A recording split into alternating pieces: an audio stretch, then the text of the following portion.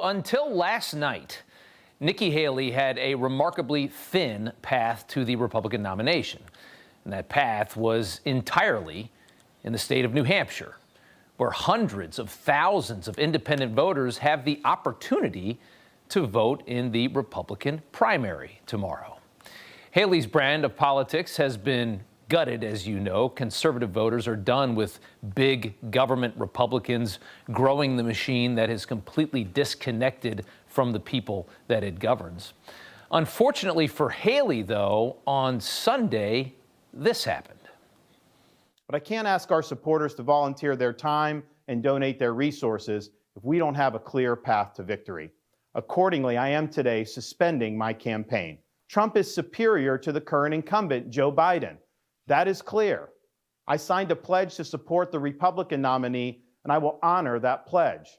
He has my endorsement because we can't go back to the old Republican guard of yesteryear, a repackaged form of warmed-over corporatism that Nikki Haley represents. Warmed over corporatism. Very well said.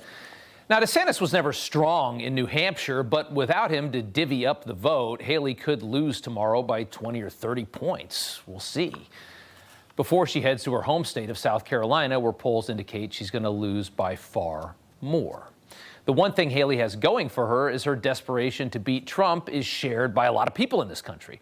There's millions and millions of people who are terrified of Trump's return. They've been overdosing on MSNBC for the last 7 years, and terrified of new polls showing Trump thumping Joe Biden. A new Harvard-Harris poll out today has Trump up 6 points against President Biden. Trump is up 11 points when you factor in RFK, Cornel West, and Jill Stein. That is a Harvard-Harris poll. Politico talking to Democrats in New Hampshire, putting up this headline: "We only care about damaging Donald Trump," saying in recent months a handful of left-leaning groups have popped up across New Hampshire with the goal of persuading the state's undeclared voters, who make up 42% of the voting population and are eligible to vote in either party's primary, to back Nikki Haley. There are more independents in New Hampshire than there are registered Republicans. These are the people that Nikki Haley is aligning with to win.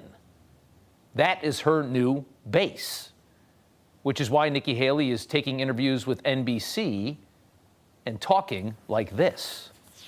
We were the only Indian family in our small southern town. I was teased every day for being brown. So anyone that wants to question it can go back and look at what I've said on how hard it was to grow up in the Deep South as a brown girl. I was disqualified from a beauty pageant because I wasn't white or black. It must have been so hard. So Nikki Haley needs non-Republicans to win in New Hampshire, and she's using racial talking points, very manufactured, sounding like somebody in the Biden administration, to try and lure them in. Imagine by some miracle Nikki Haley wins New Hampshire tomorrow. She then goes to South Carolina in a month to court a bunch of people that she just called racist on NBC, people in her own state. Nikki Haley is the duplicitous say-anything politician. We already have one of those in the White House right now. We don't need another. Trump's greatest asset is that he never sounds like Nikki Haley. He never sounds like any of them. And Nikki Haley has sounded like that for years. My immigrant parents know better. And take it from me, the first minority female governor in history, America is not a racist country. I am the proud daughter of Indian immigrants. I was a brown girl in a black and white world. We faced discrimination and hardship, but my parents never gave in to grievance and hate. As he was putting his produce in his basket, I noticed something start to happen. The couple working at the market was getting nervous. They were whispering.